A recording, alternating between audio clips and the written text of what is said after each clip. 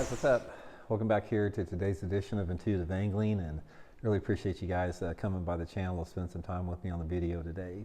We're going to be talking about the best setup to fish a jig on today. We're going to go over it in detail as far as the rod, the line, the reel, the jig, everything that goes with it, because jig fishing is very technique specific as far as your setup. In order to get the right action out of a jig, the best hook set, the best cast, the best land to bite ratio, everything's got to just sort of fall into place. So we're going to have sort of a comprehensive discussion on that, and might point you in the right way so you can have some good jig fishing coming up in 2025. Also, a quick reminder, guys, anyone interested in booking an on-the-water lesson with me, you can do that by going to my Facebook page, Randy Blaukat Professional Angler, and just shoot me a private message. I'll get you guys all the info for that, and please hit that subscribe button here at Intuitive Angling if you like the videos. Really appreciate that. Okay, jig fishing, guys. We're talking specifically about pitching and flipping type jigs. Pitch and flipping, casting, I guess you could use football head jig on there as well. But in my opinion, out of all the different jig type fishing, the flipping and pitching technique is the one that I use the most. Not necessarily straight flipping so much, but just just pitching. Pitching a jig or pitching a soft plastic or anything like that is it's probably one of the best ways you can catch bass. It's one of the most exciting ways to catch them, because you can put your bait in a high percentage strike zone more than any other technique that you have out there. So what I want to do is I want to sort of go over the equipment that I use on it, the exact setup that I use for pitching and flipping, and sort of explain to you guys why that I do that. So first of all is the rod, guys. The rod that I use, this is a 7 foot 11 inch. It's the Megabass Alkalies flipping stick. This is I would consider it just like a medium to medium heavy action flipping stick.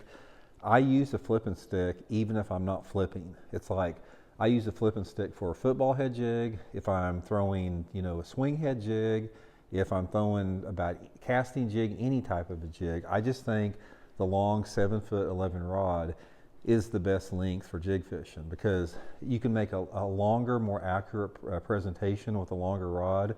You can take up more slack on the hook set. You can get the fish out of the cover quicker. You can turn the head of a fish quicker. It's a better piece of equipment for jig fishing. Now, one of the biggest mistakes I see people make is a lot of people use a 7 foot rod for jig fishing. And that's okay if you're like casting a finesse jig or something to a rocky bank, but when you're pitching and casting around targets with some heavier cover, grass, wood, docks, whatever, you always want to use a flipping stick. Get used to using a flipping stick for all your jig fishing. It just makes it so much easier. I use a flipping stick even sometimes for a finesse jig.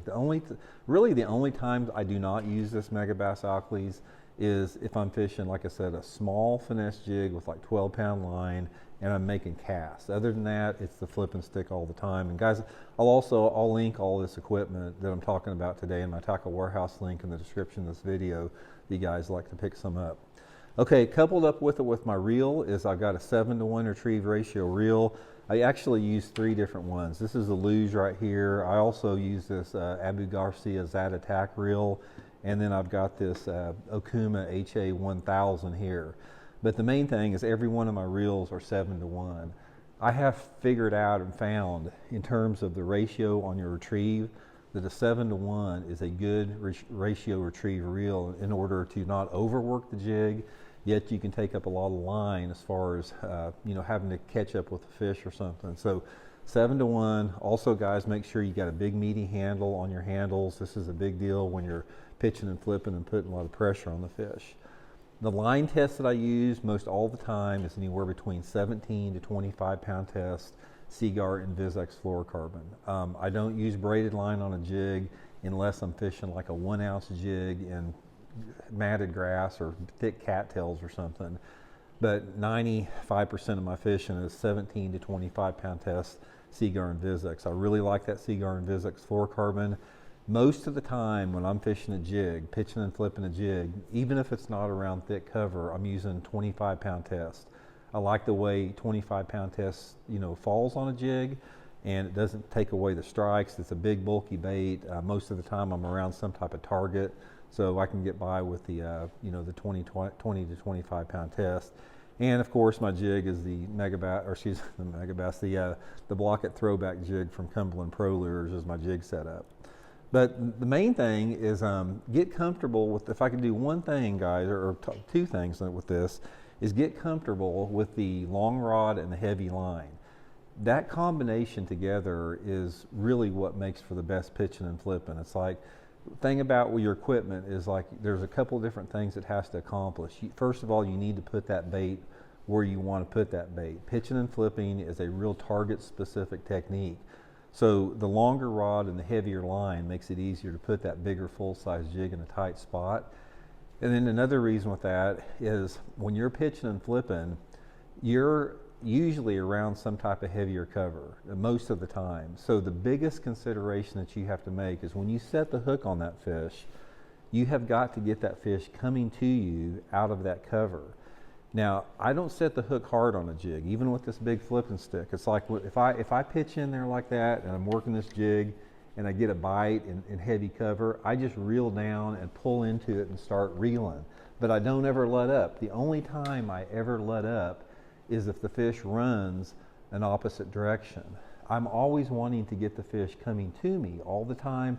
I always want that fish moving forward. In other words, when I'm reeling that fish in and that fish is coming to me like that, I don't ever want to reverse direction on that fish. So I don't want to be fighting this fish and all of a sudden it's moving back over that way, then I try to reverse it, because you'll rotate that hook inside of that fish's mouth and you'll lose the fish a lot.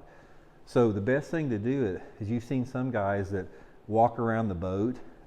That's one thing you can do. Always try to follow the fish. Whatever direction the fish is going, you need to try to follow that fish unless it's going out into open water. Now, if it's going out into open water, press your thumb bar and let that fish go out in open water. Don't try to turn that fish on your own. Wait till that fish slows down or it's making a change in direction, and then crank it in and try to get it coming back to you. But the main thing to remember is keep that fish coming, forward all the time. Don't reverse direction on it. So anyway, that's my jig setup. Pretty simple, guys. That's the one that I fish right there, 90% of the time for my jig fishing.